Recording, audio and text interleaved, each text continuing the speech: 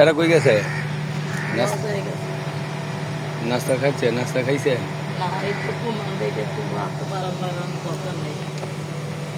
কমাই দেবো? কমাই দিন। কোনো 2 বোতল অক্সিজেন শেষ। যাক দেন আল্লাহ কি করে, আল্লাহর আল্লাহ আল্লাহ। আর পার্টি ফোন দিয়েছিলেন? না ফোন দেবো?